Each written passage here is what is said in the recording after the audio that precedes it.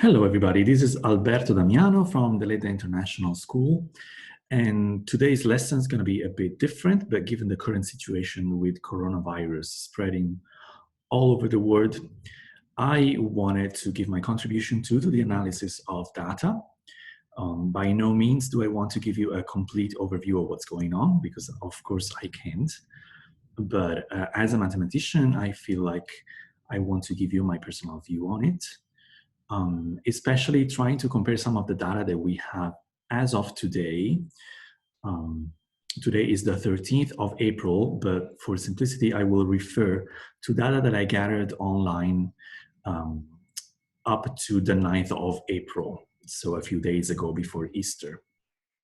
And I'm going to analyze data for China, the US, many countries in Europe, and I will try to explain which ones I chose.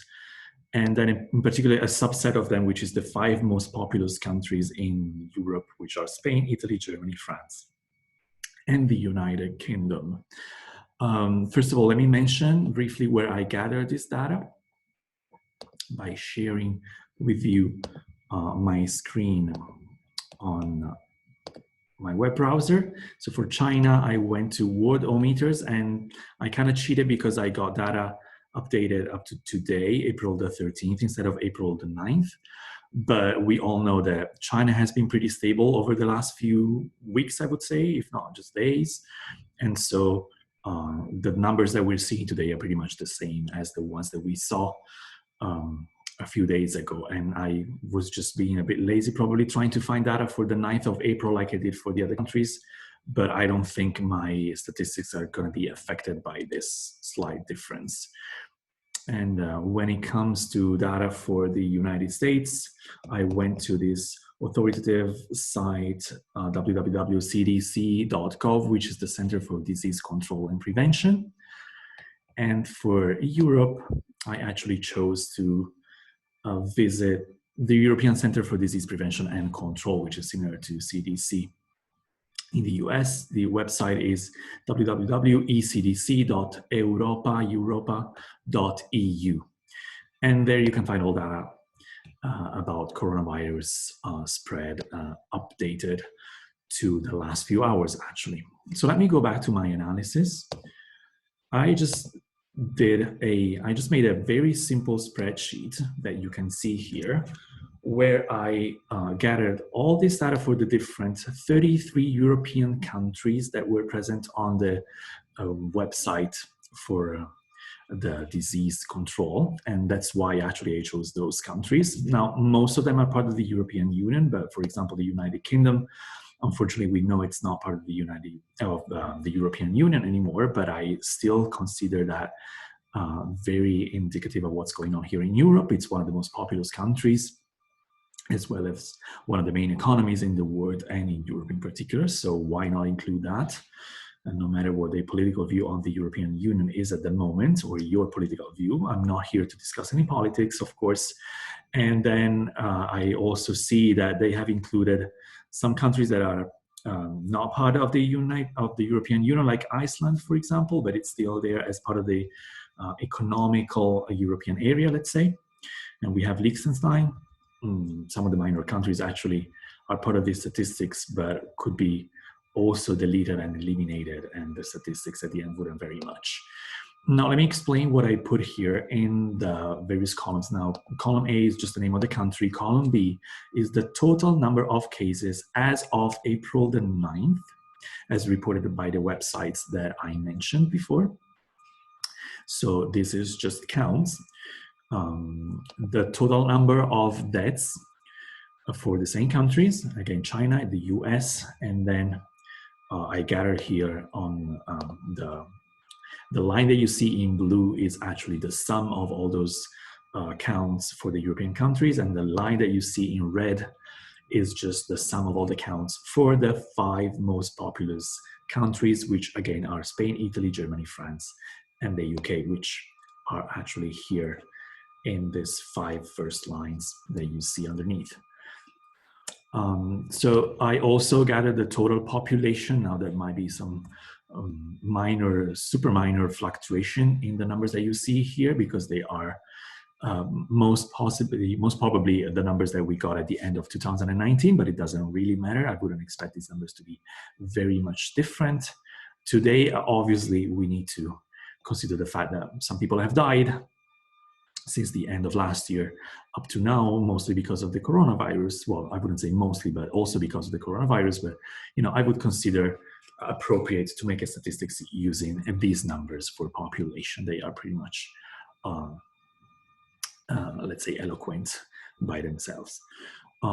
So this is just data that I gathered. So in these first three, in the three columns that you see here, B, C, and D, I have just collected data. So this is not an analysis of any sort. With the other three columns, on the contrary, I have just calculated something very simple.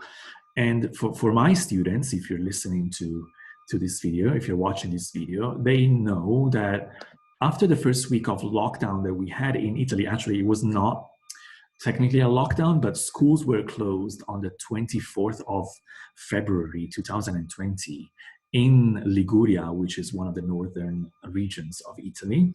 And we have been home ever since. After I was going to work as the head of school, and I went to school for another 2 weeks, but then they decided to close everything. And so it's been since the 7th of March, basically, that I'm not going to school anymore. I'm here in my hometown, Sanremo. I'm talking to you from my laptop computer. But what I wanted to say is that in a newsletter that I sent to my students, after 1 week of school being closed, I was trying to be kind of optimistic and also trying not to make everybody panic. We were not really understanding what was going on. Nobody did at the point, I think, in the country. We knew about China, but for some reason it felt distant, as I think it's normal to happen, because psychologically, I think as humans we have the need to protect ourselves, and so we always think that something is happening, no matter how serious it is. If it's outside our, let's say, area, then we don't consider that to be something that could affect us. So I was trying to make a point that, I was suggesting not to just look at the pure numbers, at the raw numbers that you see here, for example, but I was suggesting everybody to make fractions. Now, because I teach this year grade 6, in which, fractions are a big part of the syllabus and the program that we need to cover for mathematics, I think it's important that we remember that numbers by themselves, they don't mean much. We also need to analyze divisions, fractions, ratios. Okay, so here I see percentages, which are nothing but fractions, okay, then multiplied by 100. But it's important that we divide these numbers by a total. A fraction like this one, the total cases divided by the population, is nothing but a fraction that has a part of what we are considering, which is the total cases, for example, of positive cases in China, 82,160 here in cell B2. I want to divide it by the total population of China to get an idea of how many people have been affected according to the data that is reported. And we could open, a long discussion about whether or not China or other countries are reporting all the cases that are happening in their country, maybe because they don't know, but I won't go there for the moment. So as you see, it's just a 0.01% of people in China that apparently have been affected by the coronavirus, that apparently got the coronavirus. Now, maybe many of the people got it without even knowing. Maybe many of the people got the coronavirus without reporting it to the authorities, without having been tested, without going to the hospital. So, many scientists and physicians and experts in the world are saying, rightfully, I think, that the number of cases in each country should be at least multiplied by 5 or 10, because for every one case of a person that turns out to be positive and tested positive, there are probably 5 to 10 other people that we do not know that got the virus, but they still got it. So they are not part of the statistics, but they should.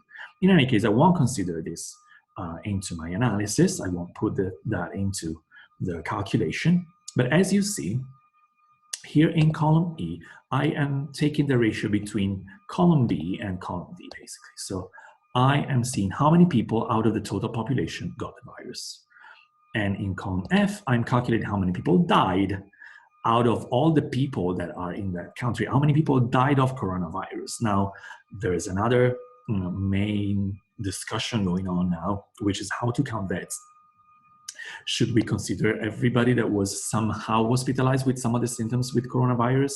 Should we consider only those that tested positive? What does it mean that they died because of coronavirus? Was that the virus that caused the death, or was some other underlying condition? We've heard in the news many times, especially at the beginning, that most of the people that got the virus and died because they had some pre-existing underlying conditions. However, I will just consider these numbers as they are.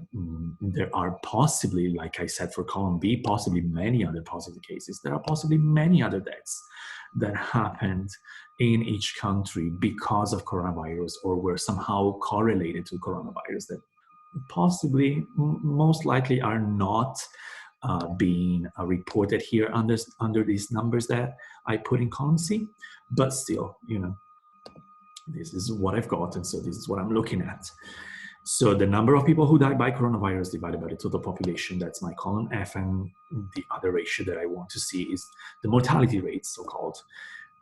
So number of deaths divided by the total positive cases, so the division of these two. Let me see that. It's very easy on an Excel file to see how a number has been calculated. I will go here to the bar where I enter the formula, and as you see immediately, the formula that has been used to calculate this number shows up. It's C2 divided by B2, and those are these two columns here that are now highlighted, one in blue, one in red, and the division of these two numbers, blue divided by red, is what's actually showing up here in cell G2 as a percentage. Okay, so remember that you do the division and then you multiply by 100. What do we see here? That the mortality rate in China was about 4%. Okay, so 4 people out of 100 people who got the virus died. Is this the same in the US? No, apparently the mortality rate in the US is very much lower. And what we have seen here in Europe, and is remarkably different from these other two countries, is, although Europe is not a country, but for population consideration, I would say that it's comparable. Also, geographically and economically, I think when we think of Europe somehow as a whole, it makes sense that we consider Europe as a union of countries and not just country by country. Although, as you can see in the lines below, the situation is very different country by country, and I will comment on that maybe later. But look at the mortality rate in Europe, and again, by Europe I mean those 33 countries that are listed below, almost 10%. And if we only look at the top 5 countries in Europe, top 5 being the most populous, this actually overpasses 10%. So about 1 in 10 people who got the virus died in Europe, and this is very easy to see from these two numbers here. Okay, 625,000 people live in this geographical area: Spain, Italy, Germany, France, and the UK, and about 65,000 died. This is a very high number in my opinion. And I just wanted to start my analysis by comparing the data between Europe and the USA, because I think in the news right now, they are making a big deal about what's going on in the US. And it's true that it's been rising very quickly, this virus in the American continent, in the US in particular. But if you look at it, the number of cases by population is pretty similar to that to Europe. Okay. This part of Europe having almost double the number of inhabitants with respect to the US. But what we see here is that the death rate is basically 3 times higher than the one in the US. So apparently, for some reason that I have no idea about, people are dying of coronavirus much more here in Europe than they are in the US. And in the US, they're dying much more than they are in China. Look at these 3 percentages. It is really amazing to me to see the order of magnitude of these numbers. You see, there's a 2 here after 3 zeros, after 3 decimal zeros. So basically the order of magnitude here in this percentage is lower than the order of magnitude. It's not just a lower number. Before we see a digit in this percentage, before we see a digit that is different from 0, we have to go to the 4th digit after the comma. In the US, for number of deaths over population, we need to go to the 3rd digit, and in Europe, we just need to hit the 2nd one. This is a remarkable difference, in my opinion, that we have among these 3 different regions of the world. So more and more people are dying, many more people are dying in Europe than they are in the US because of coronavirus, and the same holds when we compare the US to China. So if we look at the difference between Spain, Italy, Germany, France, and the UK, the top 5 European countries, and China, we are 100 higher in terms of percentage. Okay, these two numbers are apart by a factor of 100 in terms of deaths. Okay, so we die of coronavirus here in Europe, in these 5 countries of Europe, at a rate that is 100 times higher than the one in China. Okay, and I think I will just conclude by showing to you some of the numbers that I put here in bold to show some of the remarkable differences that we have among countries in Europe themselves. So the rate at which the virus is spread all over Spain is much higher than any other European country. It goes up to 0.36% compared to the one of our country here in Italy, which is 0.26. The same thing in Belgium. Those are high numbers, and I put in bold those that are actually higher than the average that you see here in Europe and also in the macro region of the top 5 countries. So while it is about 0.2% in the top 5 countries of Europe, it is much higher if we just consider Spain, if we just consider Italy. And even Belgium, which is outside this area, has a percentage of total cases over population that overcomes and definitely passes the one of the rest of Europe. Similar situation here when it comes to deaths over population. We, with Spain and Italy, hit a number that is almost double the one that we have, almost 3 times, I would say, 2 to 3 times higher than the one in Europe. Also, France has a pretty high rate of deaths, and this can be seen better when we compare that to the total number of positive cases, because France is leading this unfortunate list of countries with 15% mortality rate. This is an incredibly high number. If you compare that, for example, with the one of the top 5 Europe, or Europe itself, which is about 10%. But if you compare it with the one of the US, it seems like the mortality rate is 5 times higher in France than it is in the USA.